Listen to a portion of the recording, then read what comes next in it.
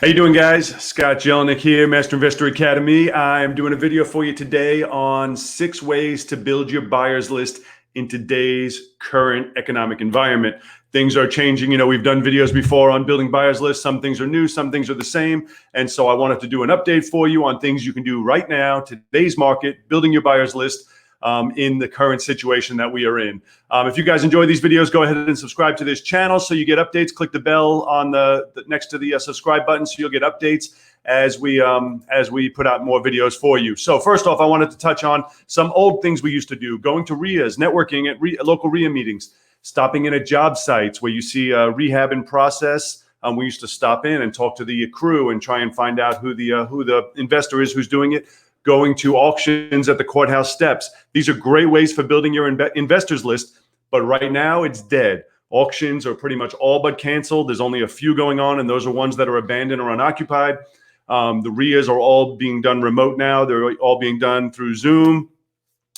Job sites are sparse, and the last thing anyone wants to do if you do go by and see a job site is they don't want someone coming up and talking to them. So although those things do work and keep them on your list for when life returns to normal, but right now those things are dead. So what is it that you can do for building your buyers list? And that's what we're going to get into in this video. So first and foremost, if you've been in business for any length of time already, or if you have any kind of relationships, you can start with title companies and closing attorneys. When you deal with investor-friendly companies, investor-friendly title companies, and I specifically in my area anyway, I always recommend to use an investor-friendly lawyer. Some areas use title companies, some areas use lawyers. In my area, we have both. They typically deal with multiple investors. They are going to be a great source to know right off the bat who's real, who's all for show, still doing deals, who's using their own cash. They're going to know that. Now, they might not tell you all of that information. It might be confident between them. However, what they will tell you is, oh, I have X person who is looking for more deals. And you can ask them, say, hey, I'm getting deals. Do you have any of your clients who are still doing deals and looking for deals? It puts a feather in their cap. Believe me, they want to bring their client deals. It gets them more business, gets the client more loyalty to them. Everybody wins. So don't be afraid to ask. Title company or lawyer, anyone who you've done closings with, you have a relationship with, ask them who is still doing deals. Who can they recommend? Who do they know that's looking? They know. They're in the business. The people who are coming into their office are still doing deals. So next is going to be hard money lenders. Hard money lenders are very, very similar to what we just talked about. So I do a great number of my deals go through hard money lenders, and I'm going to explain to you how that works. So I have a great relationship with my lenders, and they don't loan me money, mind you, but we have a great relationship. They loan to their clients. And so I will call them, not their client. I will call them and I will say, hey, I just got a new deal at 123 Main Street. Are any of your people looking? I let them pitch it to their people. So keep in mind, even if I know their people, even if I have a relationship with their people, I call them and let them pitch it to their people. And this accomplishes a couple things. First off, the person that they are going to pitch it to already knows they have the money for the deal because the lender is the one who's pitching it. So they don't have to do anything other than say yes. The second thing it does is it makes the lender money now, because how do lenders make their money? They make their money by loaning money. So the lender is happy. He gets to give it to his guy and fund it. And now he's going to make his points and interest over the course of that loan. So the buyer, the investor, is now happy with his lender. The lender's happy with me. He got to make money. I'm happy all around. I got to wholesale my deal, and it was a piece of cake for me. So use private lenders. Now, mind you, there's a lot of private lender, hard money lender companies.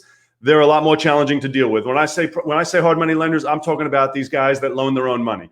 They may have $1 million, $2 million, $3 million on the street, and they just do a handful, 5, 6, 10 investors they work with. These are the guys I'm talking about. If you don't know any, I'm sure they're in your groups, the local groups you go to, local forums, or just ask around on who, you can ask around who's hard money lenders.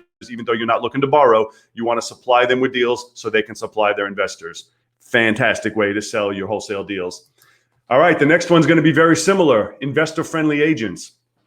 So there's some great agents who specifically deal with investors, and it's actually a real smart business plan for agents, because rather than find somebody a house one time or sell a house one time, you get a guy who's a full-time agent. Maybe he's rehabbing, maybe he's building, and you get to sell. If he's doing 10 houses a year, 30 houses a year, if you have a relationship with him, you get to completely keep selling that guy's inventory.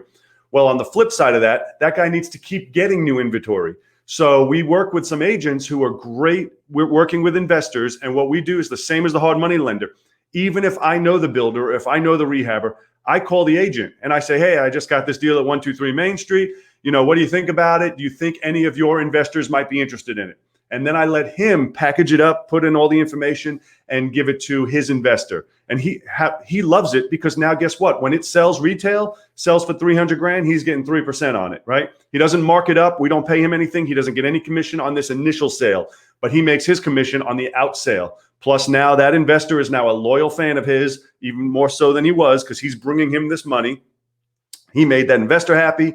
The agent's happy. I'm happy. All we had to do was call an agent who we have a relationship with and he may have 10, 20, 30 investors. I don't want all their numbers. All I need is my agent's number, right? I'm not trying to go around anybody or go behind their back. I'm going to call the one guy and he's going to find out who's the best fit for it. All right. Number 4 is going to be competitors. So a lot of times people have a hard time with this one because they think, competitors, I'm in business, I'm against them, I'm against everybody. The reality is there's enough for everybody. And trust me, if you have a strong buyers list, or as you build a strong buyers list, you can make money with competitors. I have people in my group, in my coaching program, whose entire business is deals they've gotten from competitors, from putting competitors on their buyers list and getting on their competitors' buyers list. So how do you do this? You start off basically online. Type in your local search terms. We buy houses, Virginia Beach. Sell my house fast, Virginia Beach. Who buys those houses? You can type in all of your regular search terms. Then all the websites are going to come up. Pick up the phone and call them. And you tell them, hey, how you doing? I'm Scott. I have houses in this area. I'd like to be on your buyer's list, and I'd like to add you to my buyer's list. Any investor is going to say yes to that. There's never too many buyers list you're on and never too many people on your buyer's list. So get on their buyer's list. You're going to be surprised as you build your buyer's list. Sometimes you're going to make money from being on their buyer's list. They're going to send out a deal, and the second you look at it, you're going to be like, whoa, 120 grand. I just sold the exact same house for 150. And you're going to call them and say, is it still available? You're going to lock it up and you're going to sell to your buyer for 150. Trust me, get on everybody's buyer's list and put everybody on yours. Another way you're going to do this with competitors is when you see bandit signs, when you see billboards, when you see magnets on the cars and wrapping on vehicles. Same exact premise. These are people's phone numbers. They're in the same business. You want to put them on your buyer's list, and you want to get onto their buyer's list. All right, that is number 4.